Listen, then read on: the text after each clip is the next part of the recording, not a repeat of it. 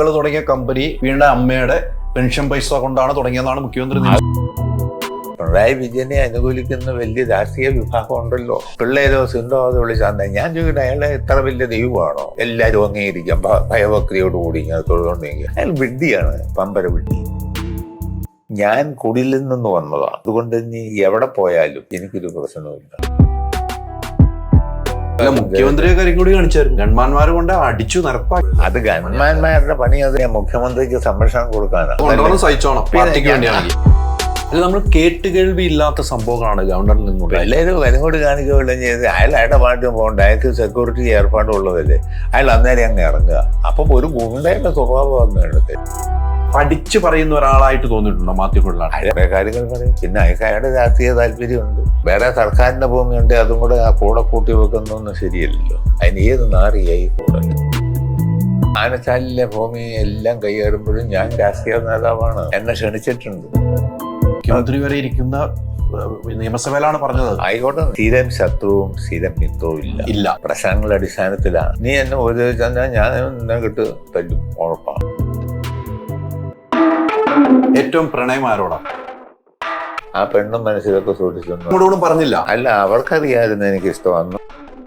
എനിക്ക് കല്യാണം ആലോചിച്ചപ്പോൾ അച്ഛനോട് പറഞ്ഞു എനിക്ക് ഇങ്ങനെ ഒരു ഇഷ്ടമുണ്ടെന്ന്. അവർക്ക് എന്നെ ഇഷ്ടമായിരുന്നു, അതൊക്കെയായിരുന്നു.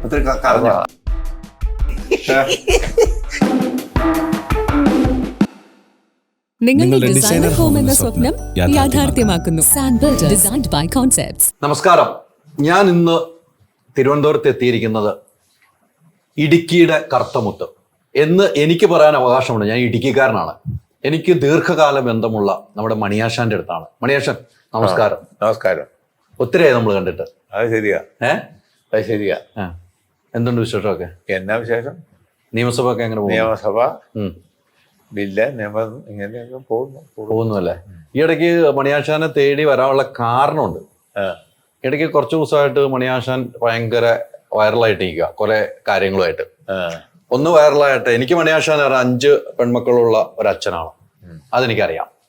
അല്ലെ, പെൺമക്കളെ ഇഷ്ടപ്പെടുന്ന, സ്ത്രീകളെ ഇഷ്ടപ്പെടുന്ന ഒരാളാണ്, പിന്നെ എനിക്കറിയാവുന്നതാണ്. സ്ത്രീകളില്ലെങ്കിൽ നമ്മളുണ്ടോ? അതെ അതെ. അമ്മമാര് പ്രസവിക്കുന്നില്ല നമ്മളെ. അതെ അതെ. പുരുഷന്മാര് ജനനത്തിന് ഇത് കാരണക്കാരാകുന്നു എന്നുള്ളതല്ലേ ഉള്ളൂ.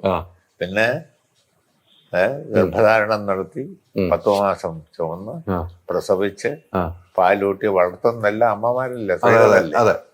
അപ്പം അവരെ സമൂഹത്തിന്റെ ഭാഗം അവരെ ഒഴിവാക്കാനൊന്നും ഒരു കാരണവശാലും ആർക്കും കഴിയില്ലല്ലോ. നമ്മുടെ നിത്യ ജീവിതത്തിന്റെ ഭാഗം തന്നെയാണ്. അത് കഴിഞ്ഞാൽ നമ്മൾ പ്രായമായി കഴിഞ്ഞാൽ പിന്നെ സഹോദരങ്ങളായി, സഹോദരിമാരായി, പിന്നെ വിവാഹം കഴിച്ചു, ഭാര്യയായി, കുട്ടികളായി, ഇങ്ങനെയൊക്കെയല്ലേ കുടുംബം മുന്നോട്ട് പോകുന്നത്. അതെ. അപ്പോൾ സ്ത്രീകൾ എന്തുകൊണ്ടും നമ്മുടെ സാമൂഹിക ജീവിതത്തിൽ, കുടുംബജീവിതത്തിൽ ഒരു കാരണവശാലും ഒഴിവാക്കാൻ പാടില്ലാത്ത അമ്മ എന്ന് പറയുന്ന ഒഴിവാക്കാൻ കഴിയുമോ? ഒരിക്കലും പറ്റില്ല. അത് പിന്നെ എന്താണ് മണിയാശൻ സ്ത്രീ വിരുദ്ധനാണ്, സ്ത്രീ വിരോധിയാണെന്നൊക്കെ പറഞ്ഞുണ്ടാക്കുന്നത്? ഓട്ടോ പറയുന്നത് എന്നെ അറിയാൻ മേലാത്തൊരു വിഡിത്തം പറയുന്നത്. അല്ല, കഴിഞ്ഞ ദിവസം ഒരു ചർച്ചയിലായിരുന്നു അതൊക്കെ ഉണ്ടായത്. അപ്പൊ തിരിച്ചു ചോദിച്ചു, നിങ്ങളൊരു സ്ത്രീയാന്ന് പറയാൻ തോന്നില്ലാന്ന് ഒരു ചർച്ചയില്. അത് ചില ആളുകളുണ്ട്, എന്നോട്ടാ ഞാൻ സ്ത്രീ വിരുദ്ധനാണെന്നുണ്ടോ? എന്നെ അമ്മ പ്രസവിച്ചതല്ലേ, അമ്മ പാലൂട്ടിയതല്ലേ, അതെ, അമ്മ വളർത്തിയതല്ലേ, അതെ. എനിക്ക് ഭാര്യയില്ലേ, മക്കളില്ലേ, അതെ. അതും 5 പെൺപിള്ളേരേ ഉള്ളു എനിക്ക്. ഞാൻ എങ്ങനെയാ സ്ത്രീവിരുദ്ധനാകുന്നത്? സ്ത്രീവിരുദ്ധനൊന്നുമല്ല, ചില കാര്യങ്ങൾ നമ്മൾ പറയും, തുറന്നു പറയും, അത്രേ ഉള്ളൂ, വേറെ കാര്യമൊന്നുമില്ല. അങ്ങനെ സ്ത്രീവിരുദ്ധനാകുന്ന എങ്ങനെ? സ്ത്രീ എന്ന് പറയുന്നത് നമ്മുടെ സാമൂഹിക ജീവിതത്തിൽ, മനുഷ്യ സമൂഹത്തിൻ്റെ ജീവിതത്തിൽ അതിപ്രധാനമല്ലേ? ജന്മം നൽകുന്നത് അവരല്ലേ. പുരുഷനുള്ള പങ്കെന്ന് പറഞ്ഞാൽ ജന്മം നൽകാൻ കാരണഭൂതനാകുന്നു എന്നുള്ളതേ ഉള്ളൂ. 10 മാസം ചുമന്ന് നൊന്ത് പ്രസവിച്ച് പാലൂട്ടി വളർത്തുന്നത്, ത്യാഗം സഹിക്കുന്നില്ല അമ്മമാരാണ്, സ്ത്രീയാണ്, സ്ത്രീ സമൂഹമാണ്, ഇല്ലേ? ആ സ്ത്രീയെ ഒഴിവാക്കിക്കൊണ്ട് ഏത് സമൂഹം എങ്ങനെ പോകും? അവരെ ബഹുമാനിക്കുകയാണ് നമ്മൾ ചെയ്യേണ്ടത്. പിന്നെ ചില വാക്കുകൾ മണിയാശാൻ പറയുമ്പോഴും അത് വിവാദത്തിലേക്ക് പോകുന്നു. അതിപ്പോ പറഞ്ഞിട്ട് കാര്യമില്ല, വളച്ചൊടിക്കുന്നതാണോ? ഒന്ന് ഞാൻ വലിയ പണ്ഡിതനൊന്നും അല്ലല്ലോ, ഒരു സാധാരണ നാട്ടിൻപുറത്തുകാരൻ. അതുകൊണ്ട് നമുക്ക് നമ്മുടേതായ ഭാഷ, നമ്മുടേതായ ശൈലി മാറ്റില്ല. ശൈലി അത് മാറുന്നില്ല. അത് മാറിയാൽ മണിയാശാൻ അല്ലാതെ ഞാനാകുകയല്ല. ഞാൻ ഇങ്ങനെയൊക്കെ ആയി അല്ലേ വന്നത്. അതുകൊണ്ട് ഞാൻ ഒരിക്കലും സ്ത്രീവിരുദ്ധനാകത്തില്ല. എന്നെ ഒരമ്മ പ്രസവിച്ചതാണ്. എനിക്ക് സഹോദരിമാരുണ്ട്. എനിക്ക് ആൺകുട്ടികളില്ല, പെൺകുട്ടികളാണുള്ളത്. 5 പെൺമക്കളുടെ പിതാവാണ് ഞാൻ പിന്നെ സ്ത്രീവിരുദ്ധനാകുന്നത് എങ്ങനെ?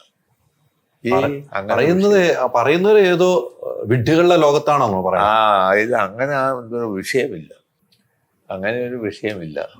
സ്ത്രീവിരുദ്ധനല്ല, പുരുഷവിരുദ്ധനുമല്ല, രണ്ടുമല്ല.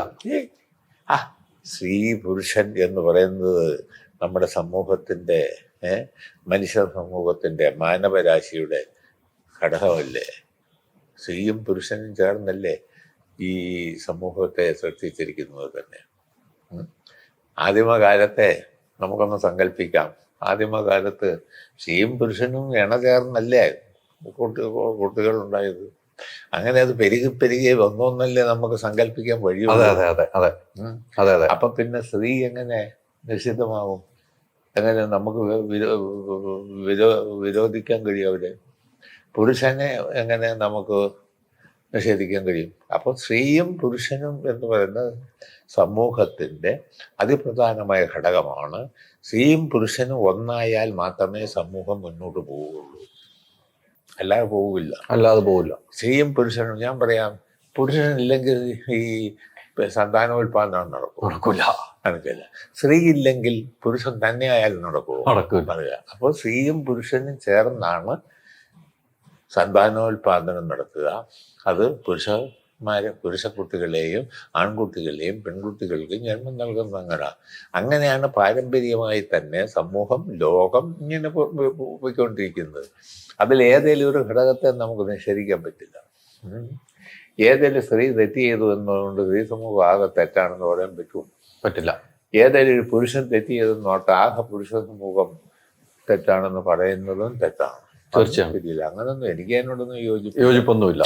മണിയാശൻ എന്തെങ്കിലും പറഞ്ഞിട്ട് പിന്നീട് അത് വേണ്ടായിരുന്നു തോന്നിയിട്ടുണ്ടോ? പറഞ്ഞ കാര്യം വേണ്ടായിരുന്നു അങ്ങനൊന്നും തോന്നാറില്ല. ഒരു കാര്യം അങ്ങനെ തോന്നിയിട്ടില്ല. തിരുത്താൻ പറഞ്ഞിട്ടുണ്ടോ ആരെങ്കിലും? അടുത്ത സുഹൃത്തുക്കൾ ലാശാൻ പറഞ്ഞത് വേണ്ടായിരുന്നു ലാശാന്, ചുമ്മാ സൗഹൃദത്തിലെങ്കിലും പറഞ്ഞിട്ടുണ്ടോ? പറഞ്ഞതൊക്കെ അന്നേരം പറഞ്ഞത് തന്നെയാണ്, തിരുത്തൂല. അത് പിന്നെ പറഞ്ഞ എന്തെങ്കിലും തിരുത്തണം. അത് അറിഞ്ഞുകൊണ്ട് തന്നെ പറഞ്ഞതാ. പിന്നെ അതിന് മാത്രം അബദ്ധം പറ്റിയെന്ന് എനിക്ക് തോന്നണം. അങ്ങനെ അബദ്ധം പറ്റിയത് എന്തെങ്കിലും ഉണ്ടോ മണിയാശ? അബദ്ധം പറ്റിയതെന്നോ പറയാനൊന്നും അങ്ങനൊന്നും ഇല്ലാന്നോ അങ്ങനെ പറഞ്ഞ് തിരുത്തിയിട്ടില്ലല്ലോ. എൻ്റെ പേര് കേസ്, പൊക്കാറ്, അറസ്റ്റ് ഇതെല്ലാം ഉണ്ടായാലും ഞാനൊന്നും പറഞ്ഞു തിരുത്തിയിട്ടൊന്നുമില്ല. അതൊരു പ്രസംഗം ഞാൻ എനിക്ക് തോന്നിയ കാര്യങ്ങൾ പറഞ്ഞു. ആ പറഞ്ഞ കാര്യങ്ങൾ ഞാൻ ഇപ്പോഴും ഉറച്ചു നോക്കിയിട്ടുണ്ട്. മാറിയിട്ടില്ല. ഇല്ല, അതിന്റെ കാര്യമില്ല. ഈ മണിയാശനെ തിരുത്താൻ ശ്രമിക്കുന്നവരോട് എന്താ പറയാറുള്ളത്? എന്നെ തിരുത്താൻ ശ്രമിക്കുന്നവർ അവർ പറയും, അവരുടേതായ അഭിപ്രായം പറയും. അപ്പം ഞാൻ നമ്മുടേതായ വീക്ഷണങ്ങളും പറയും, തുറന്നു പറഞ്ഞു കൊടുക്കും. പിന്നെ അവരെ തിരുത്തണമെന്നൊന്നും എനിക്ക് ബന്ധമൊന്നുമില്ല. അവർ തിരുത്താൻ ഞാനാരാ? അവർ തിരുത്തണം. ഈ ഓരോരുത്തരും സമൂഹത്തെ പറ്റിയും സാമൂഹ്യ ജീവിതത്തെ പറ്റിയും സഹജീവികളെ പറ്റിയും അവരവരുടേതായ വീക്ഷണവും കാഴ്ചപ്പാടും ഉണ്ട്. തീർച്ചയാണ്. അത് അവർ വെച്ച് പുലർത്തുകയും പ്രകടിപ്പിക്കേണ്ട ഘട്ടം വരുമ്പോൾ പ്രകടിപ്പിക്കുകയും ചെയ്യും. മനസ്സിലായില്ലേ? അതിനകത്ത് ചിലപ്പം ഗുണവും കാണും, ചില ദോഷങ്ങളും കാണും. ഗുണദോഷ സമ്മിശ്രമാണല്ലോ എല്ലാം. അതെ. ഗുണവും ദോഷവും ഇല്ലാതെ ശരി മാത്രമായി ഒന്നുണ്ടോ? ഇല്ല. ദോഷം മാത്രമായി ഉള്ളതൊന്നുമില്ല. അപ്പം ഗുണവും ദോഷവും എന്ന് പറയുന്നത് സമ്മിശ്രം തന്നെയാണ്. പിന്നെ പരമാവധി നമ്മൾ ദോഷം വരാതെ നോക്കി പ്രവർത്തിക്കുക, പ്രതികരിക്കുക, പോവുക. അതാണ് ശരിയായ വഴി. അതാണ് ആ യാത്രയിലൂടെയാണ് ഇപ്പൊ മണിയാശൻ. മാത്രമേ ഉള്ളൂ. അല്ല, നമ്മൾ കേട്ടുകേൾവി ഇല്ലാത്ത സംഭവങ്ങളാണ് ഗവർണറിൽ നിന്നുണ്ടായിരിക്കുക. ഒന്നാം നയപ്രഖ്യാപന പ്രസംഗത്ത് 1.5 മിനിറ്റ് കൊണ്ട് അവസാനിപ്പിക്കുന്നു. നമ്മൾ കേട്ടുകേൾവി നമ്മുടെ ചരിത്രത്തിൽ എൻ്റെ ഒന്നും ഓർമ്മയിൽ ഉണ്ടായിട്ടില്ല. ഉണ്ടായിട്ടില്ല. അതോടൊപ്പം തെരുവിലിറങ്ങുന്നു, പരസ്യമായിട്ട് തെരുവിലിറങ്ങുന്നു.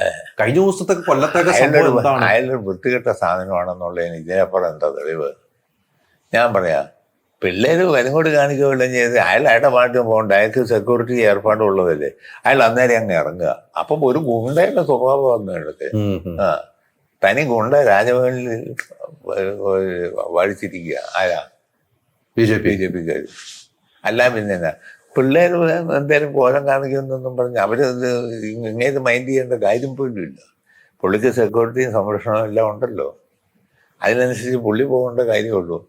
പിള്ളേരോ സിന്ധോ അത് വിളിച്ചാൽ ഞാൻ ചോദിക്കട്ടെ, അയാളെ ഇത്ര വലിയ ദൈവമാണോ എല്ലാവരും അംഗീകരിക്കാം ഭയഭക്തിയോടുകൂടി ഇങ്ങനെ തൊഴുതുകൊണ്ടിരിക്കുക? അയാൾ വിഡ്ഢിയാണ്, പമ്പര വിഡ്ഢി. അതുകൊണ്ട് പിള്ളേർ പ്രതിഷേധിച്ചെന്നിരിക്കുക, അവർ പ്രതിഷേധിച്ച് പോകേണ്ടതുണ്ട്. പുള്ളിക്ക് സെക്യൂരിറ്റി ഏർപ്പാടുള്ളൂ, പുള്ളിക്ക് പോകേണ്ട കാര്യമില്ലേ ഉള്ളൂ. ഞാൻ പറയാം, ഞാൻ മന്ത്രിയായിരുന്നു, ആരെങ്കിലും എന്നെ കരിങ്കൊടി കാണിച്ചെന്നോട് ഞാൻ അതിൻ്റെ പുറകെ പോകേണ്ട കാര്യമാണ്. ഞാൻ എൻ്റെ വഴിക്ക് പോകും. ഇത് ഇവര് മുദ്രാവാക്യം വിളിച്ചേക്കണ എത്രയോ മീറ്റർ ഇപ്പറയാണ് പുള്ളി ഇറങ്ങിയത്. വിഷ്വൽ കാണുമ്പോൾ നമുക്ക് കൃത്യമായിട്ട് കാണുകയും ചെയ്യാമായിരുന്നു. പിന്നെ അത് അയാളൊരു ഒരു എന്താ പുള്ളിയെ പറ്റി പറയേണ്ടത് എനിക്കറിയില്ല.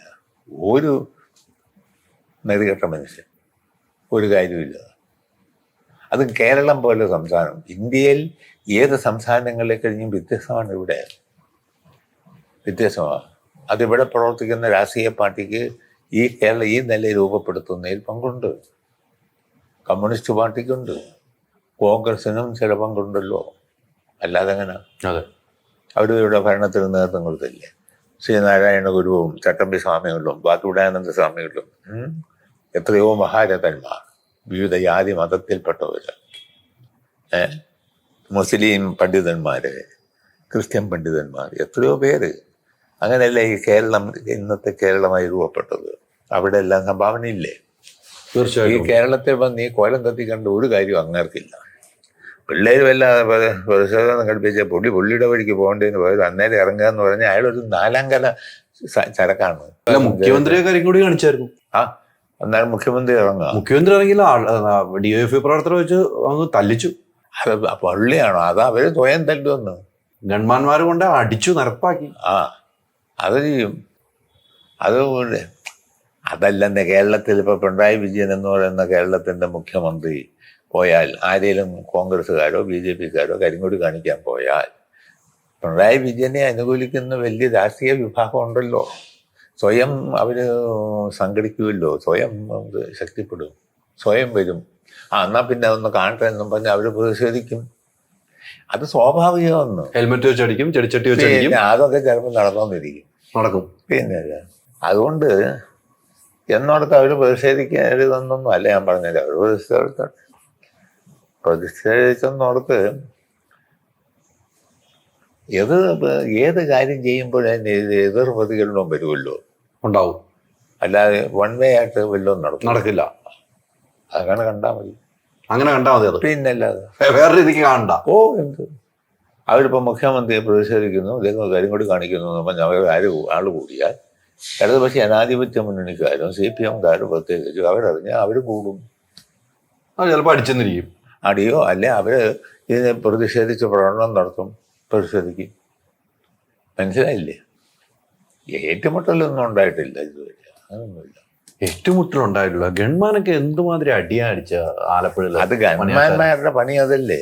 ഏത് പിന്നെ കരിങ്കൊടി കാണിക്കാൻ അടിക്കാനാണ്. കരിങ്കൊടി കാണിക്കുകയും അവരുടെ ജോലി എന്താ? മുഖ്യമന്ത്രിക്ക് സംരക്ഷണം നൽകുക, അതിന് വിഘാതമായി വരുന്നതിനെ തടയുക എന്നുള്ളത് അവരുടെ ജോലിയല്ലേ. ചാടി കയറി അടിക്കാം. പിന്നെ ചാടി കയറിയോ അല്ലാതെയോ പതുക്കെയോ നിന്നടിക്കാം. അത് ഒരു കടന്ന കയ്യായി പോണേ. അതൊന്നുമില്ല. അത് അവര് ഞാൻ പറയാമെന്ന് മുഖ്യമന്ത്രി ഇപ്പൊ കരുണാകരൻ വരുമ്പോഴാണേലും, ആന്റണി ആയിരുന്നപ്പോഴാണേലും, ഉമ്മൻചാണ്ടി വരുന്നപ്പോഴാണേലും, ഇപ്പൊ പിണറായി വിജയനോ നായനാരോ വരുമ്പോഴാണേലും ആവശ്യമില്ലാത്ത ആളുകൾ, ചെറുപ്പക്കാർ ചിലപ്പോൾ പല പ്രശ്നങ്ങളും വരും. കരിങ്കൊടി കാണിച്ചെന്ന് പറഞ്ഞെന്നാൽ ഒന്നെങ്കിൽ പോലീസ് ഇടപെടും, സംഘർഷം ഉണ്ടാകും. അല്ലെ ഇടതുപക്ഷ ജനാധിപത്യം ഈ പറയുന്ന ആളുകളുടെ പാർട്ടിയെ ഒരു പ്രസ്ഥാനമുണ്ട്, ആ ജനങ്ങൾ ആളുകൾ അണിനിരക്കും. അത് സ്വാഭാവികമാണ്. പാർട്ടികൾ തമ്മിൽ അടി ഉണ്ടാകും ചിലപ്പം. ഈ ഉമ്മൻചാണ്ടിയുടെ ഇത് കരിങ്കൊടി കാണിക്കുമ്പോൾ യൂത്ത് കോൺഗ്രസ് പ്രതിഷേധിക്കും, ഇതൊക്കെ സ്വാഭാവികം. പക്ഷെ ഗൺമാൻ ഇറങ്ങി ഇങ്ങനെ അടിക്കുന്നത് നമ്മൾ ആദ്യമായിട്ടാണ് കാണുന്നത്. ഗൺമാന്റെ പണി അതന്നെ, അടിച്ചോളൂ. പിന്നെ മുഖ്യമന്ത്രിക്ക് സംരക്ഷണം കൊടുക്കാനാ, മന്ത്രിമാർക്ക് ഗൺമാൻ സംരക്ഷണം കൊടുക്കും. പിന്നെ കേസെടുത്ത് സംരക്ഷണം കേസെടുത്തല്ലോ അവർക്കെതിരെ. അത് എടുക്കുമല്ലോ, അതൊക്കെ എടുക്കുന്നു. ഇതുവരെ ഹാജരായിട്ടില്ല. ഇതൊക്കെ പുതിയ ഏർപ്പാടുമല്ലോ, ഇതുവരെ ഹാജരായിട്ടില്ല. ഈ കേരളത്തിൽ മുഴുവൻ ഇതുവരെ നടന്നുകൊണ്ടിരിക്കുന്ന പണിയല്ലേ ഇതെല്ലാം. പണ്ട് മുതൽ കരുണാകരന്റെ കാലം മുതൽ, പട്ടന്താണു പിള്ളയുടെ കാലം മുതൽ, തിരുക്കൊച്ചിയുടെ കാലം മുതൽ നടക്കുന്ന കാര്യമല്ല. വരമ്പള്ളി ഗോവിന്ദമേനോന്റെ കാലം മുതൽ എന്തെല്ലാം കാര്യം നടക്കുന്നു. ഇതൊരു പുതിയ ഏർപ്പാടൊന്നും അല്ലെന്ന്. മണിയാശാന്റെ ജീവിതത്തില് ഈ ഗൺമാന്മാരെന്നല്ല ഇതിന് പറയണ്ട, സെക്യൂരിറ്റി പോകുന്ന മുഖ്യമന്ത്രിയുടെ സെക്യൂരിറ്റി വിങ്ങില് 20ഓളം ആളുകളുണ്ട്. അവര് വരുന്ന ആ സെക്യൂരിറ്റി വാഹനത്തിൽ ഇറങ്ങി ഇന്ന് വരെ കരിങ്കൊടി കാണിക്കാൻ തല്ലിയത് മണിയാശാന്റെ ഓർമ്മ ഈ രാഷ്ട്രീയ പാരമ്പര്യത്തോട് കണ്ടിട്ടുണ്ടോ? ഞാൻ അത് കാണും, കണ്ടിട്ടുണ്ടോ മണിയാശാൻ? പിന്നെ അത് കോൺഗ്രസിന്റെ മുഖ്യമന്ത്രിമാര് കാലത്തും അതിലപ്പുറം പോലീസുകാർ വർദ്ധിച്ചിട്ടുണ്ടാവും. ഈ ഗൺമാൻ എന്ന് പറഞ്ഞാൽ ഇല്ലെന്നേ, ഒന്നുമില്ല, രണ്ടും ഒന്ന് തന്നെ. പോലീസാ, ഗൺമാനും പോലീസാണ്. പിന്നെ ഗൺമാൻ എന്ന പേര് കൊടുത്തിരിക്കുന്നേ ഉള്ളൂ മന്ത്രിമാർക്കും പ്രത്യേക സംരക്ഷണത്തിന് വേണ്ടി. അതുകൊണ്ട് ഗൺമാൻ എന്ന് വിളിക്കുന്നു. ഫലത്തിൽ ഇത് രണ്ടും പോലീസിലുള്ളതാണ്. സമ്മതിച്ചു. അവിടെ പോലീസ് വേറെ ഡ്യൂട്ടിക്ക് ഇട്ടിട്ടുണ്ടായിരുന്നു. അവര് നോക്കും, ഗൺമാനും നോക്കും, ഇടപെടും. അത് സ്വാഭാവികമാണ്. ഇത് ഇതിനു മുമ്പ് നടന്നിട്ടില്ലേ? പിന്നെ കരുണാകരന്റെ കാലത്ത് എന്തടിയാ വെച്ചിരിക്കുന്നു? കരുണാകരന്റെ കാലത്ത് പട്ടന്താണോ പിള്ളേരുടെ കാലത്ത്, പിന്നെ പനമ്പള്ളി ഗോവിന്ദ മേനോന്റെ കാലത്ത്, ഇങ്ങോട്ട് പോകുന്ന AJ യോണിന്റെ കാലത്ത്, അങ്ങ് നോക്കിയ PT ചാക്കോയുടെ കാലത്ത്, R ശങ്കറിന്റെ കാലത്ത് ഒക്കെ ഓരോ ഘട്ടത്തിലും ചില സംഭവങ്ങൾ നടന്നിട്ടുണ്ട്. അതൊന്നും വലിയ വെരിപ്പിച്ച് കാണേണ്ട കാര്യമില്ല. അതൊക്കെ അപ്പോഴുണ്ടാകുന്ന ചില സംഭവം പോവും. അതവിടെ വെച്ച് കഴിഞ്ഞു എന്നാണ് മണിയാശാൻ അല്ലേ? പിന്നെ അതിനെ കുറിച്ച് ചർച്ച പോലും വേണ്ടെന്നാണ് പറയുന്നത്. അതിന്റെ കാര്യം ചർച്ചയൊക്കെ നടക്കുമല്ലോ, അത് നടത്തിക്കോട്ടെ, ചർച്ചകൾ നടന്നോട്ടെ, പിന്നെ ഇങ്ങനെയൊക്കെ നടക്കുള്ളൂ. ഇന്നേ വരെ ഇങ്ങനെയല്ലേ നടന്നിട്ടുള്ളൂ പണ. അല്ലെങ്കിൽ ഇവിടെ കോൺഗ്രസ് ഭരിച്ചപ്പം കരിങ്കൊടി കാണിക്കുകയോ എന്തെങ്കിലും ചെയ്തെങ്കിൽ അവിടെ ആ കരിങ്കൊടി കാണിച്ചവരെ നേരിടുകയോ അറസ്റ്റ് ചെയ്യുകയോ അടിക്കുകയോ പിടിക്കുകയോ ചെയ്തിട്ടില്ലേ? ഇവിടെ കേരളത്തിൽ ആരൊക്കെ ഭരിച്ചിട്ടുണ്ടോ അന്നൊക്കെ എന്തെങ്കിലും സംഭവം നടന്നിട്ടുണ്ട്. ഇതെല്ലാം നടന്നിട്ടുണ്ട്. പുതിയ ഏർപ്പാടൊന്നുമല്ലെന്ന്. അത് മുഖ്യമന്ത്രിയും മന്ത്രിമാരെന്ന് പറയുമ്പോൾ അവർക്ക് സംരക്ഷണം, ഗവർണർക്ക് സംരക്ഷണം കൊടുക്കേണ്ട ബാധ്യത ബന്ധപ്പെട്ട ആളുകൾക്കുണ്ട്. അവരാ ബാധ്യത നിറവേറ്റും. അന്നേരം ചിലർക്ക് തല്ലും പിടുത്തമൊക്കെ കിട്ടും. ഞങ്ങൾ മേടിച്ചിട്ടുണ്ടല്ലോ, ഞങ്ങൾ തല്ലും മേടിച്ചിട്ടുണ്ടല്ലോ, എവിടെയെല്ലാം തല്ല് മേടിച്ചിരിക്കുന്നു ഞങ്ങള്. പിന്നെ ഒരു അത്ഭുതം എന്നാ ഇപ്പം ഒരത്ഭുതത്തിൻ്റെ കാര്യമില്ല. ഇത് ഒറ്റ കാര്യമാണ്. അങ്ങനെയാണ് പിന്നെ വഴിയെ പോകുന്ന മുഖ്യമന്ത്രിയും മന്ത്രിമാരെയും തടയാനും ഒന്നും പോകാതിരിക്കുക എളുപ്പമാണ്. മുഖ്യമന്ത്രിയും ഗവൺമെന്റിനോട് എതിരുണ്ടെങ്കിൽ പ്രക്ഷോഭണോ സമരമോ മറ്റു മാർഗം സ്വീകരിക്കാം. അതിനുള്ള മാർഗങ്ങളാകാം. അപ്പം അങ്ങനെ പോണവരോ വഴിക്ക് പോട്ടെ, സമരം ചെയ്യാൻ ഇറങ്ങാതിരിക്കുക, കരിങ്കൊടി കാണിക്കാതിരിക്കുക, വേറെ എടമി സമരം ചെയ്യാം. ഞാൻ പറഞ്ഞതിന്റെ അർത്ഥമില്ല. കരിങ്കൊടി കാണിക്കേണ്ടവർക്ക് കരിങ്കൊടി കാണിക്കാം. അപ്പൊ ചിലപ്പോ അടി കിട്ടും. അപ്പൊ ചിലപ്പോ പോലീസ് ഇടപെട്ടെന്ന് വരും. പോലീസ് ഇടപെട്ടോണ്ടിരിക്കും. സ്വാഭാവികമാണ്. ഹെൽമെറ്റ് വെച്ച് അടിച്ചുവന്നിരിക്കും, ചെടിച്ചട്ടി വെച്ച് അടിച്ചുവന്നിരിക്കും. ഹെൽമെറ്റ് വെച്ച് അടിച്ചതെന്ന് എനിക്കറിയില്ല. മണിയാശാൻ ഇപ്പൊ എവിടെ അന്ത ചിരിക്കണം? കണ്ടില്ല എന്നുള്ളത് എനിക്ക് ചിരിക്കണം. മണിയാശാൻ ഇതൊക്കെ കണ്ടാണ് ടിവിയില്. എനിക്ക് മണിയാശാൻ ചിരിക്കുമ്പോ എനിക്ക് ചിരി വരുവാ. അല്ലാതിരിക്കണേ പോകാതിരിക്കുക എന്നുള്ളത് വഴിയുള്ളൂ. പോകാതിരിക്കുക. അല്ല, എനിക്ക് മണിയാശാൻ ചിരിച്ചപ്പോഴാണ് ഹെൽമെറ്റ് വെച്ച് അടിച്ചൊന്നും ഞാൻ കണ്ടില്ല എന്ന് പറഞ്ഞുകൊണ്ട് എനിക്ക് അല്ല, ഹെൽമെറ്റ് വെച്ച് അടിച്ചോന്ന് നിങ്ങളിപ്പോ പറഞ്ഞപ്പോഴേ ഞാനല്ല. ഹെൽമെറ്റ് വെച്ച് അടിച്ച പോലീസ് അല്ല, പിന്നെ DYFIക്കാരാ. ആണോ? അത് പറഞ്ഞില്ല. ഇല്ലില്ല, ആരും പറഞ്ഞും കേട്ടില്ല. ഇല്ലില്ല. നിയമസഭയിലൊക്കെ പ്രസംഗിച്ചപ്പോ പോലും പറഞ്ഞപ്പോ മണിയാശാൻ കേട്ടില്ല. ഇല്ലില്ല. അപ്പൊ മുഖ്യമന്ത്രി ഞാൻ കണ്ടില്ല എന്നാണ് പറഞ്ഞത്. അതെ, മണിയാശാൻ പറഞ്ഞ പോലെ തന്നെ മുഖ്യമന്ത്രി കാണുകയല്ല. മുഖ്യമന്ത്രി വഴിക്ക് പോകുകയല്ലേ. ഇതിവിടെ പോകുന്ന വഴിക്ക് നടക്കുന്നെന്ന് പറഞ്ഞാൽ ഇവിടെ ഹെൽമെറ്റും പ്രതിഷേധം 1 കിലോമീറ്റർ അകലെ ചെന്ന് കാണും മുഖ്യമന്ത്രിയും. അത് കഴിഞ്ഞിട്ട് അടി നടന്നേക്കണം. മുഖ്യമന്ത്രി കണ്ടില്ല. അത് ചിലപ്പോ വാസ്തവായിരിക്കാം. പക്ഷെ നമ്മൾ TV കണ്ടു.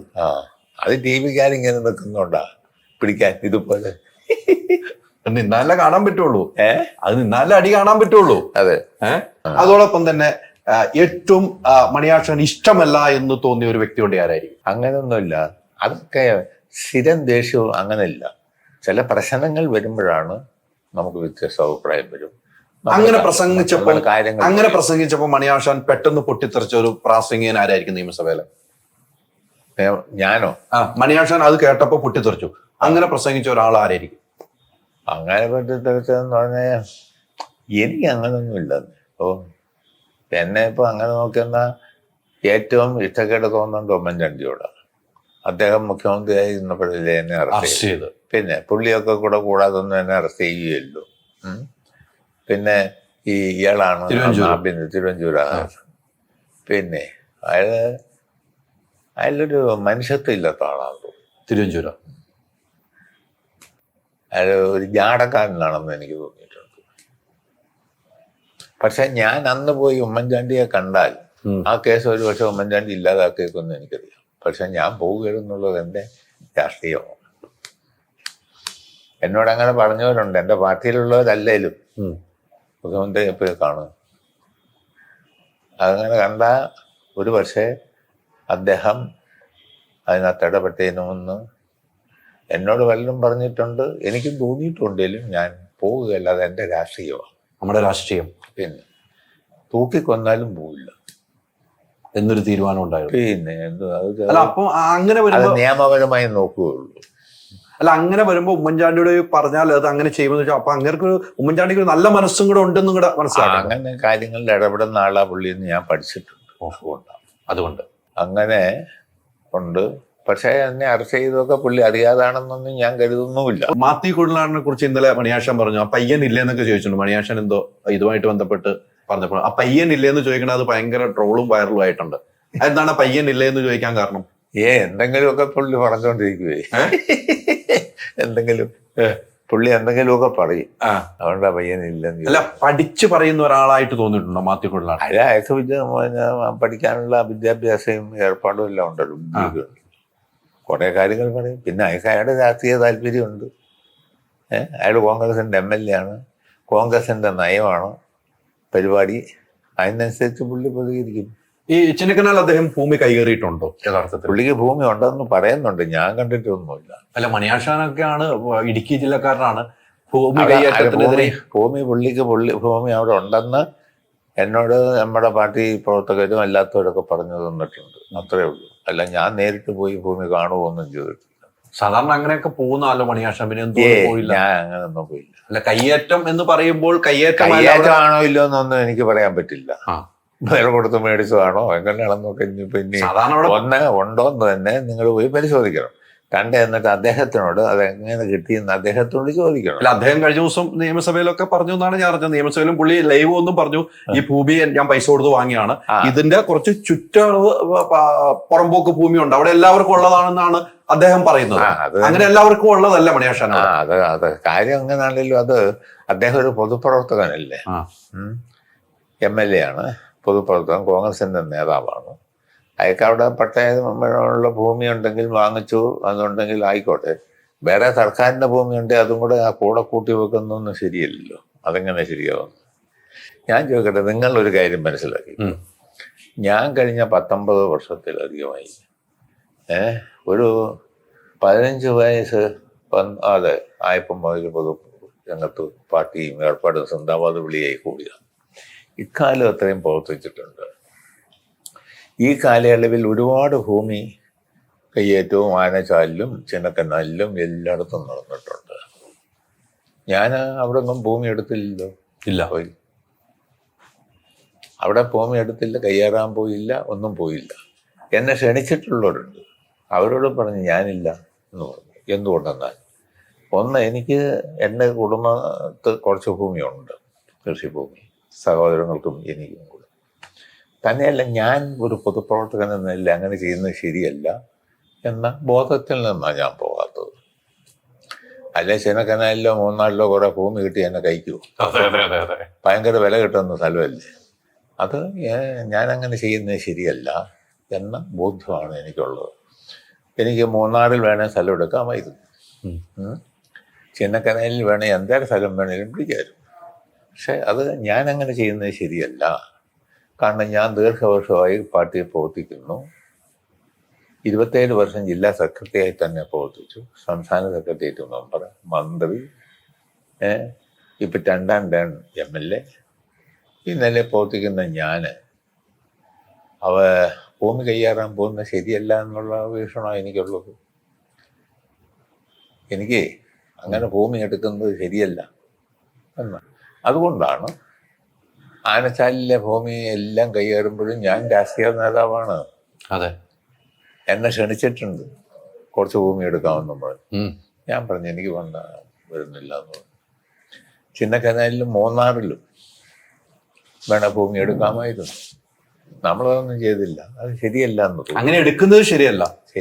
അങ്ങനെ എടുത്തവരൊക്കെ അനുഭവിക്കുന്നുണ്ട്. എനിക്ക് കുറച്ച് വീടുണ്ട്, തറവാട് കുറച്ച് ഭൂമിയുണ്ട്. അതിൻ്റെ ഒരു വിഹിതമാണെങ്കിലും എനിക്ക് കിട്ടും. അത് ഉണ്ടല്ലോ. പിന്നെ ഞാൻ പിന്നെ പൊതുപ്രവർത്തകൻ എന്നുള്ള നിലയിൽ സർക്കാരിൻ്റെ ഭൂമി അങ്ങനെ പോയി കയ്യേറുന്നത് ശരിയല്ല എന്ന ചിന്തയാണ് എനിക്കുള്ളത്. ഞാൻ പോകാത്തത് ആ ചിന്താഗതിയാണ് എല്ലാവർക്കും വേണ്ടത്. അതാണ് വേണ്ടത്. ഈ ഇങ്ങനെയൊക്കെ ഉണ്ടെങ്കിലും സ്വന്തമായിട്ട് കുറച്ച് സ്ഥലമുണ്ട്, 5 മക്കളെ കെട്ടിച്ചു, സമ്പാദ്യമൊക്കെ വേണ്ടേ? അതൊന്നും കാര്യമില്ല. ഇപ്പൊ MLA അല്ലേ, ശമ്പളം കിട്ടുമല്ലോ. ആ ശമ്പളം കൊണ്ട് മതിയോ? പിന്നെ അതുകൊണ്ട് ഇപ്പൊ തൽക്കാലം പിടിച്ചു നിൽക്കാൻ കുഴപ്പമൊന്നുമില്ല. പിന്നെ ഇച്ചിരി കൃഷിയും അത് ഇതൊക്കെ ഉണ്ട്. ഇപ്പൊ കൃഷിയൊക്കെ നോക്കുന്നുണ്ടോ മണിയാഴ്ച? ഞാൻ പണ്ടൊക്കെ വീട്ടിൽ വരുമ്പോ കപ്പയും ചമ്മന്തിയും ഒക്കെ നമുക്ക് തരുന്നതായിരുന്നു. ഞാൻ നോക്കുന്നില്ലേ, എന്റെ മരുമകനും കൂടെയുണ്ട്, മകളുണ്ട്, മകളും ഭർത്താവും, അവര് നോക്കിക്കോളൂ. ഒരു മന്ത്രിയിൽ നിന്നും പെട്ടെന്ന് MLA മാറും അല്ലെ? MLA ആണ്, മന്ത്രി സ്ഥാനത്ത് നിന്ന് MLA വരും. ഞാൻ ഇപ്പൊ ഇവിടെ തന്നെ വരുമ്പോൾ നമ്മൾ MLA ക്വാർട്ടേഴ്സിലാണ് വരുന്നത്. പക്ഷെ മന്ത്രിയുടെ വീട്ടിൽ വരുമ്പോൾ വേറൊരു പവറാണ്, നമുക്ക് AC ഉണ്ട്, കാര്യങ്ങളൊക്കെ ഉണ്ട്. പക്ഷെ ഇവിടെ വരുമ്പോൾ മണിയാശൻ സാധാരണ നാട്ടുപുറത്ത് പോലെ ഫാന് വിട്ട് ഇങ്ങനെ ഇരിക്കുവാണ്. അതൊക്കെ ഒരു മാനസികമായിട്ട് ബുദ്ധിമുട്ടുണ്ടാകുമോ? എനിക്ക് അങ്ങനെ ഒരു ബുദ്ധിമുട്ടുമില്ല. ഒന്ന്, ഞാൻ കുടിയിൽ നിന്ന് വന്നതാണ്. അതുകൊണ്ട് ഇനി എവിടെ പോയാലും എനിക്കൊരു പ്രശ്നവുമില്ല, ഒരു പ്രശ്നമില്ല. ഞങ്ങള് കിടങ്ങൂരിന്ന് കുടികയറിയതാണ്. 12ാം വയസ്സിൽ 5ാം ക്ലാസ് പാസ്സായി. 5ാം ക്ലാസ് പാസ്സായി കഴിഞ്ഞപ്പം ഇങ്ങോട്ട് കുടികയറിയതാണ്. ഇപ്പൊ 78 വയസ്സ് ആയി. അതിനിടയില് വേണേ ഭൂമി അങ്ങനെ കയ്യേറാനും എടുക്കാനാണെ വേണേ എടുക്കാമായിരുന്നല്ലോ. ഞാൻ മുതിർന്നിട്ട് തന്നെ എത്രയോ വർഷങ്ങൾ കഴിഞ്ഞു, എത്ര പതിറ്റാണ്ട് കഴിഞ്ഞു. മൂന്നാറിലെടുക്കായിരുന്നു, ചിന്നക്കനാലിലെടുക്കായിരുന്നു, ആനച്ചാലിലെടുക്കായിരുന്നു. ഞാൻ പോയിട്ടില്ല. കാരണം നമുക്കവിടെ അന്ന് കുടുംബസ്വത്തായിട്ടാണെങ്കിലും 5-6 ഏക്കർ ഭൂമിയുണ്ട്. അത് ഞങ്ങൾ വിലയ്ക്ക് വാങ്ങിച്ചതാണ്. ആ ഭൂമിയുണ്ട്, ഞങ്ങളുടെ സഹോദരങ്ങൾക്കെല്ലാം കൂടി ഉള്ളത് അതാകെ. അതിൻ്റെ ഒരു വീതം കിട്ടിയാലും 10, 50, 60 സെന്റ് സ്ഥലമേ വരുള്ളൂ. അത് മതി. അങ്ങനെ ഭൂമി കയ്യേറാൻ പോകുന്നത് ശരിയല്ല എന്ന ബുദ്ധി വരുന്നു. കിട്ടുന്ന ശമ്പളത്തിന് തൃപ്തനാണ്. പിന്നല്ലാണ്ട് അത് 70,000 രൂപ കിട്ടും. അത് പാർട്ടി ലെവി പിടിക്കും. ബാക്കിയുണ്ടല്ലോ, ഡീസൽ അടിക്കണം. ഡീസലിന് കുറെ കൂപ്പൺ കിട്ടും. അത് എങ്കിലും മണിയാശാന്റെ യാത്രയ്ക്ക്, ഇടുക്കിയുള്ള യാത്രയ്ക്ക് ആ കൂപ്പൺ കൊണ്ട് ഡീസൽ വല്ലതും ആവുന്നുണ്ട്. പിന്നെ പാർട്ടി സഹാക്കൾ അടിച്ചു തരും. സുഹൃത്തുക്കൾ ഒത്തിരി ഉണ്ട്. സുഹൃത്തുക്കളോടൊന്നും മേടിക്കാറില്ല. അല്ല, സുഹൃത്തുക്കൾ ഒത്തിരി ഉണ്ട്. ഉണ്ട്. പാർട്ടി തരും. പിന്നെ ജില്ലാ കമ്മിറ്റി ആണെങ്കിലും നമ്മളെ സഹായിക്കും. താഴെ ചെന്നാലും പരിപാടിക്കൊക്കെ ചെന്നാൽ അവർ ഡീസലൊക്കെ അടിച്ചു തരും. ഇന്ന് മുഖ്യമന്ത്രിയുടെ മകൾക്കെതിരെ ഒരു അന്വേഷണം പ്രഖ്യാപിച്ചിട്ടുണ്ട് കേന്ദ്രം. അത് പ്രഖ്യാപിക്കുമല്ലോ അവരങ്ങനെ. കാരണം മുഖ്യമന്ത്രി പിണറായി വിജയനാണ്. പിണറായി വിജയൻ കേരളത്തിൻ്റെ മുഖ്യമന്ത്രിയാണ്. സർവോപരി CPIM-ന്റെ നേതാവാണ്. അതുകൊണ്ട് തന്നെ അത് കേന്ദ്രം ഭരിക്കുന്ന BJP ആണെങ്കിലും കോൺഗ്രസ് ആണെങ്കിലും ഇവിടെ ഭരിക്കുന്ന ഭരണാധികാരികളെ പ്രലോഭനം ചെയ്യാൻ വേണ്ടി ശ്രമിക്കുന്നവർ അങ്ങനെ ശ്രമിച്ചിട്ടുണ്ട്, നേരത്തെ ഉണ്ട്. അതിൽ BJP വഴിവിട്ട് എല്ലാ മാർഗവും സ്വീകരിക്കും. അത് മുഖ്യമന്ത്രിയുടെ മകനെയോ മകളെയോ ഒക്കെ പറ്റി അവരന്വേഷിക്കും. മുഖ്യമന്ത്രി പറഞ്ഞ മകള് തുടങ്ങിയ കമ്പനി ഭാര്യയുടെ, അതായത് വീണ്ടും അമ്മയുടെ പെൻഷൻ പൈസ കൊണ്ടാണ് തുടങ്ങിയതാണ് മുഖ്യമന്ത്രി. അത് പറഞ്ഞതിനകത്ത് അവർക്ക് തെളിവും വസ്തുതയും കാണുമല്ലോ, അല്ലെ ചുമ്മാ പറയൂ. നാളെ അങ്ങനെയാണെന്ന് അങ്ങനെ മുഖ്യമന്ത്രി പറഞ്ഞെങ്കിൽ അങ്ങനെയാണ്, അതിന്റെ തെളിവെല്ലാം ഉണ്ടായിട്ടല്ലേ പറയുള്ളൂ. അല്ലാതെ ചുമ്മാ എന്തേലും വെടുവായി പറയാൻ പറ്റുമോ മുഖ്യമന്ത്രിക്ക്? സംഗതി ശരി തന്നെയായിരിക്കും, 100% അങ്ങനെ തന്നെയായിരിക്കും. ഇന്നലെ അൻവർ പറഞ്ഞ ഒരു കാര്യത്തിൽ മണിയാശാന്റെ അഭിപ്രായമാണ്. അൻവർ പറഞ്ഞത് പ്രതിപക്ഷ നേതാവ് കേരള പദ്ധതിയുമായി ബന്ധപ്പെട്ട് 150 കോടി രൂപ കൈപ്പറ്റിയെന്നാണ് പറയുന്നത്. ഇതുവരെ പാർട്ടി അത്തരത്തിലൊരു കാര്യങ്ങൾ പറഞ്ഞതായിട്ട് നമുക്ക് ഇന്ന് വരെ കേട്ടിട്ടില്ല. അൻവർ പറഞ്ഞൊരു കാര്യമാണ്. അതെന്താ വസ്തുത അദ്ദേഹം വെളിപ്പെടുത്തണ്ടേ? എനിക്കതേപ്പറ്റി പറയാൻ. അല്ല, അത്രയും വലിയൊരു ആരോപണം നിയമസഭയിൽ ഉന്നയിക്കുമ്പോൾ മണിയാശാനൊക്കെ സെക്രട്ടേറിയറ്റ് മെമ്പറൊക്കെയാണ്, മുൻ മന്ത്രിയാണ്, പാർട്ടിയുടെ ഉന്നത സ്ഥാനത്തിരിക്കുന്ന മണിയാശാനെ. അതെ, അൻവറിനെ ഒന്നും ഞങ്ങൾക്ക് പാർട്ടിക്ക് അങ്ങനെ നിയന്ത്രിക്കാൻ പറ്റുമോ?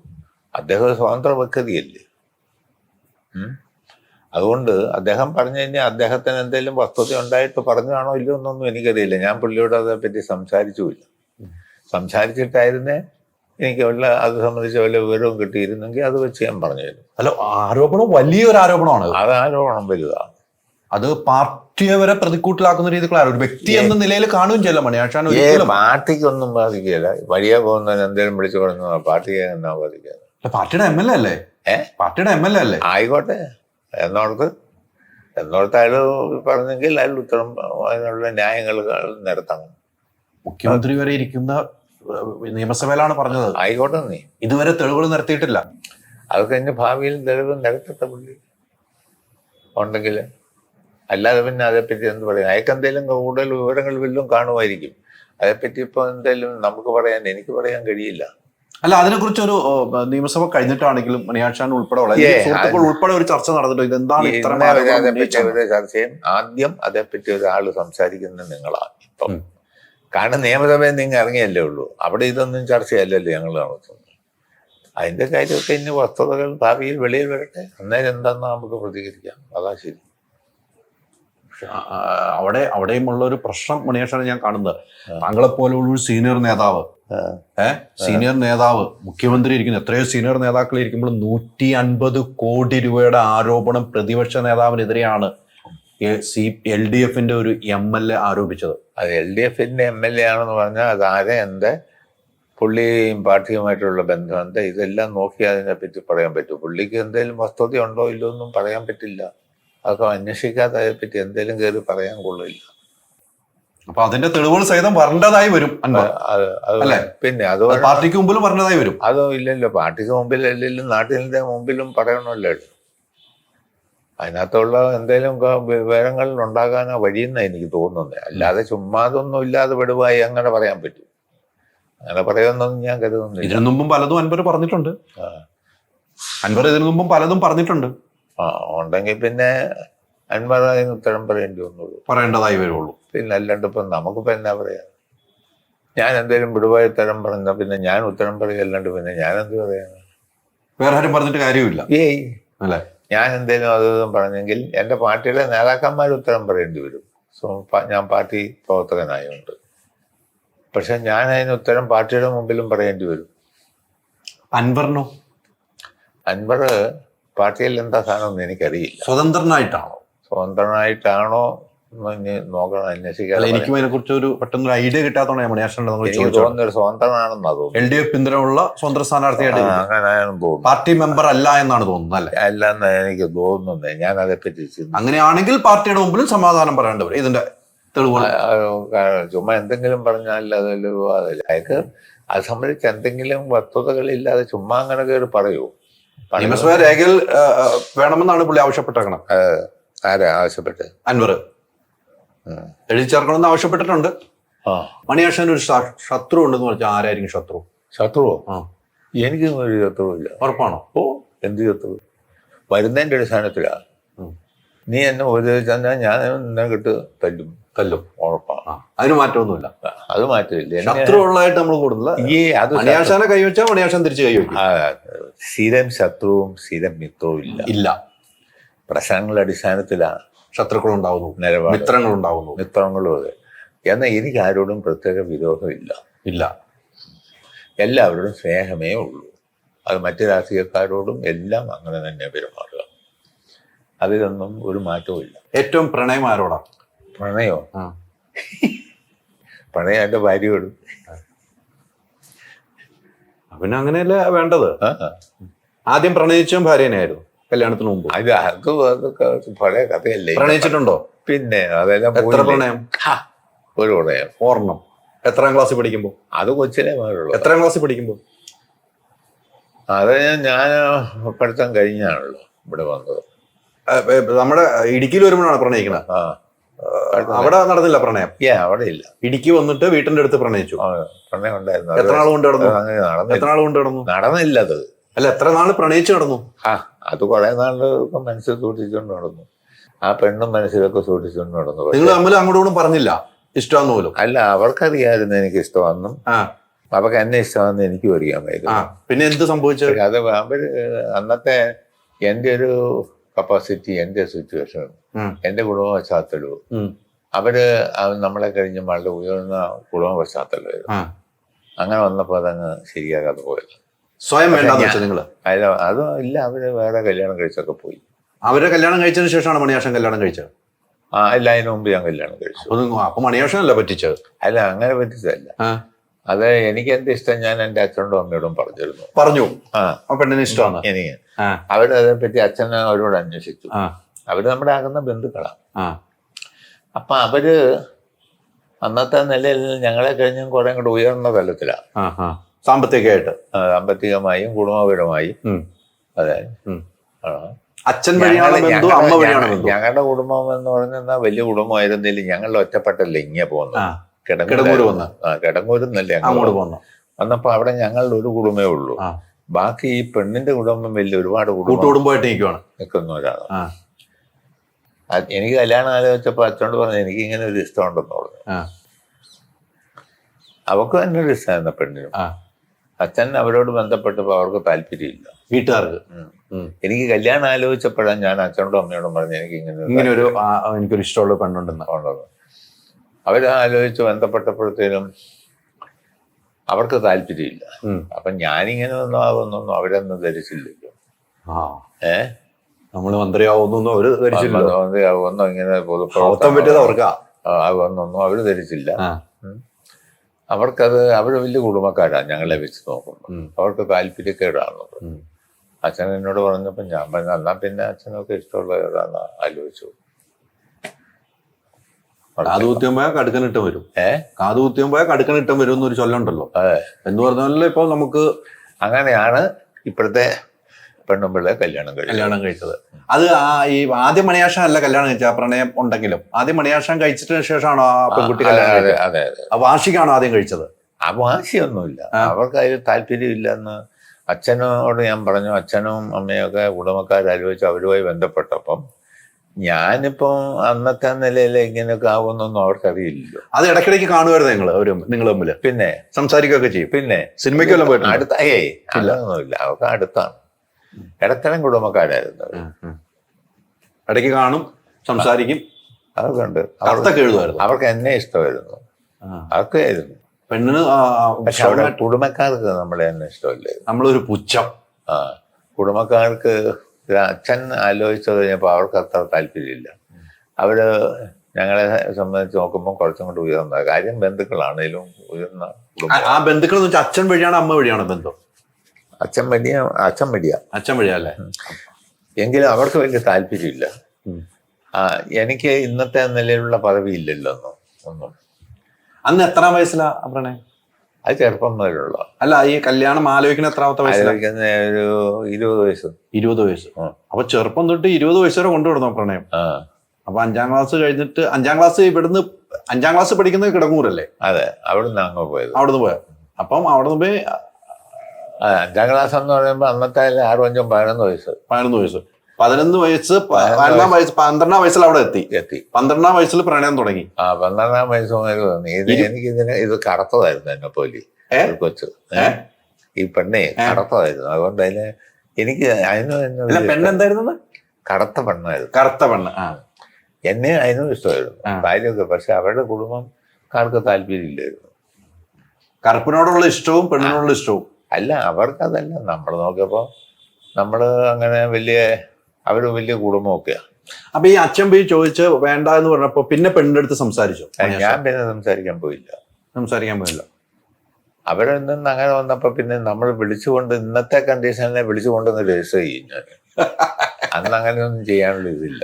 ഇന്നത്തെ കണ്ടീഷനാണ് പാർട്ടി സഖാക്കൾ ഉൾപ്പെടെ ഇരിക്കും നമുക്ക്, അല്ലേ? നമ്മൾ കൊണ്ടുവന്ന കല്യാണം രജിസ്റ്റർ ചെയ്യും. രജിസ്റ്റർ ചെയ്ത് പാർട്ടി ഓഫീസിലാണെങ്കിൽ താമസിക്കും. പിന്നെ ഇന്നത്തെ കാലത്ത് അത് നടക്കുന്നുണ്ട്, അന്നൊന്നും നടക്കുന്നില്ലോ. അതൊന്നും അങ്ങനെ സങ്കടം വന്നിരുന്ന മണിയാശാന് കിട്ടാതെ വന്നപ്പോ? പിന്നെ അതൊക്കെ കരഞ്ഞൊന്നുമില്ല. ഇതെല്ലാം ചേർത്തിട്ട് നിങ്ങള് അല്ല, ഞാൻ കാര്യം ചോദിച്ചേ. എനിക്ക് വലിയ വിഷമം തോന്നിയിരുന്നു. വിഷമം തോന്നിയിട്ടുണ്ട് അല്ലേ? ആ പെൺകുട്ടിക്കും വലിയ വിഷമം ഉണ്ടായിരുന്നു. പക്ഷെ അവരുടെ കുടുംബക്കാർക്ക് താല്പര്യമില്ലാതെ. ഇതൊക്കെ ഇപ്പോഴത്തെ വൈഫിന്റെ അടുത്ത് പറഞ്ഞിട്ടില്ലേ? അവർക്കറിയാം. അറിയോ? കല്യാണം കഴിഞ്ഞോണ്ടാ പറഞ്ഞു? പിന്നെ അതിന് മുമ്പ് തന്നെ അറിയാം അവർക്ക്. അതിന് മുമ്പ് എങ്ങനെ അറിയാണ്? അവന് അടുത്തല്ലേ. ഇവരെല്ലാരും അടുത്തടുത്തായിരുന്നു. പിന്നെ ഈ കല്യാണം ആലോചിച്ചു. ഇതും പ്രണയിക്കാൻ അവർക്ക് താല്പര്യമില്ല. എനിക്ക് ഇങ്ങനെ ഇഷ്ടമുണ്ട് എന്നൊക്കെ ഞാൻ പറഞ്ഞു. അച്ഛൻ അവരോട് അന്വേഷിച്ചപ്പം അവർക്ക് താല്പര്യമില്ല എന്ന് പറഞ്ഞു. അവർക്ക് താല്പര്യമില്ലടാ ഇങ്ങനെയാണെന്ന് പറഞ്ഞു. എന്നാ ഒരു കാര്യം ചെയ്യും, എന്നാ പിന്നെ അച്ഛനും ഏതാന്ന് ആലോചിച്ചോളം പറഞ്ഞു. അങ്ങനെയാണ് ഇപ്പോഴത്തെ നമ്മുടെ പ്രിയ ഭാര്യനെ ആലോചിച്ചത്, ഒന്നും നോക്കിയില്ല. അതുകൊണ്ട് ഇപ്പൊ എന്ത് സ്വർഗത്തിൽ പോലെയല്ലേ നിങ്ങൾ ജീവിക്കുന്നത്? കുഴപ്പമൊന്നുമില്ല. അല്ല, നമ്മൾ വരാറുണ്ട്, വീട്ടിൽ വരുമ്പോ കാണണല്ലേ നിങ്ങളുടെ സ്നേഹവും കാര്യങ്ങളും. ഇവിടെ വരുമ്പോ തന്നെ ഒരു ഫോട്ടോ ഇരിക്കണ കാണണ ഞങ്ങൾ കണ്ട ഫോട്ടോ. പാവവാ. ആ, തീർച്ചയായിട്ടും അതിനും വേണ്ട ഒരു ഭാഗ്യം അല്ലേ? നമ്മുടെ അച്ഛനെയും അമ്മനെയും ധിക്കരിച്ചു പോയില്ലല്ലോ. ഇല്ല, അത് ധിക്കരിച്ചില്ല. തന്നെയല്ല, ഇന്നത്തെ നിലയാണ് വേണേ നമുക്ക് വിളിച്ച് അവിടെ കൊണ്ടുവന്ന് രജിസ്റ്റർ ചെയ്യാം. പക്ഷേ അതിനൊന്നും ഞാൻ പോയില്ല. അവർക്ക് വേണ്ട, അവർക്ക് ഇഷ്ടമില്ലെങ്കിൽ പോട്ടെ. ഞാൻ ഇന്നത്തെ നിലയിലാകുമെന്നൊന്നും കണ്ടോണ്ടുമല്ല, പോട്ടെ, പോയത് പോയി. അപ്പൊ അവർക്ക് താല്പര്യമില്ലെന്ന് പറഞ്ഞപ്പം ഞാൻ അച്ഛനോട് പറഞ്ഞു, മേഡം പറഞ്ഞു നിങ്ങൾക്ക് ഇഷ്ടമുള്ള ആലോചിച്ചു, അവരിഷ്ടമുള്ളതാണ് ഇത്. അതെ. അത് നമ്മുടെ ഏറ്റവും അടുത്ത ആളാക്കി മാറ്റി. എന്തായാലും മണിയാശൻ ഒത്തിരി നേരം സംസാരിച്ചു, നമ്മൾ കുറെ കാര്യം സംസാരിച്ചു എന്ന് എനിക്ക് തോന്നണം. ഒത്തിരി സന്തോഷം.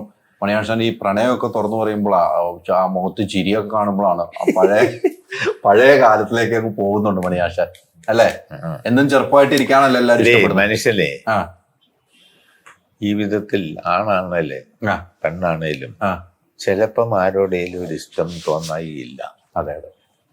അങ്ങനെ തോന്നാത്തവര് അപൂർവമായേ കാണുള്ളൂ എന്നാണ് എനിക്ക് തോന്നുന്നത്. സ്ത്രീയും പുരുഷനും ആകുമ്പം തമാശല്ല, അപൂർവമായി ഇല്ലെന്നൊന്നും പറയാൻ ഞാൻ ആളല്ല. പക്ഷേ സ്വാഭാവികമായ ഒരു ഇഷ്ടം തോന്നും ഒരു പെണ്ണിന് ചെറുക്കനൊരു ചെറുപ്പക്കാരന് ഒരു പെണ്ണിനോട്. ഈ സ്വാഭാവിക ഇപ്പം ലോകത്ത് നടക്കുന്നതല്ലേ. പിന്നെ ഞാൻ കല്യാണം കഴിക്കുന്നിടത്തുനിന്നെല്ലാം മാറി ഇപ്പോഴാണ് ഞാൻ പിടിച്ചുകൊണ്ട് രജിസ്റ്റർ ചെയ്യും. ഒന്നും നോക്കൂല. അന്ന് അങ്ങനെ ഒന്നും ചിന്തിക്കാൻ പറ്റില്ല. PC ജോർജ് BJP-യിലേക്ക് പോയേക്കാണ്. BJP മഹാത്മാഗാന്ധിയെ കൊല്ലാൻ തീരുമാനിച്ച് കൊന്ന അത് അയാളെ ചുമ്മാ വിട്ടിട്ട് 5 സീറ്റ് കിട്ടുമെന്നൊക്കെ ബഡായി പറയുന്നതാണ്. അദ്ദേഹം കുറെ അങ്ങനെയൊക്കെ പറഞ്ഞു.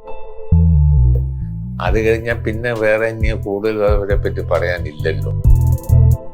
പറയുമ്പം ഗാന്ധിജിയുടെ ആശയങ്ങളും അദ്ദേഹത്തിന്റെ കാഴ്ചപ്പാടുകളോടൊന്നും എല്ലാവർക്കും യോജിക്കാനൊന്നും പറ്റത്തില്ല. സുരേഷ് ഗോപി ജയിക്കുമോ തൃശ്ശൂര്? തുണി മേടിക്കാൻ കാശില്ലാത്തവന്റെ അടുത്ത്, തലചായ്ക്കാൻ ഇടമില്ലാത്തവന്റെ അടുത്ത്, സ്വന്തമായി വീടില്ലാത്തവന്റെ അടുത്ത് ശ്രീരാമന്റെയും സീതയുടെയും കാര്യം പറഞ്ഞിട്ട് രക്ഷയുണ്ടോ? ആ ഒരു സാഹചര്യം അല്ലല്ലോ മണിയാശാനി. എന്ത് സാഹചര്യം? മുഖ്യമന്ത്രി പിണറായി വിജയൻ ഇദ്ദേഹം വ്യക്തിപരമായി മണിയാശാനോട് പറഞ്ഞേക്കുന്ന ഒരു കാര്യം, എൻ്റെ ഒരു പ്രസംഗം വന്ന് വിവാദം വന്നപ്പോൾ അത് പിന്നെ അതുകൊണ്ട് ഇപ്പം ജീവിച്ചിരിക്കുന്നു. മുസ്ലിം ലീഗ് ഞങ്ങളുടെ കൂടെ നിന്നാൽ അവരെ ചെറുക്കുന്ന കാര്യത്തിലും വിഷമം വരും.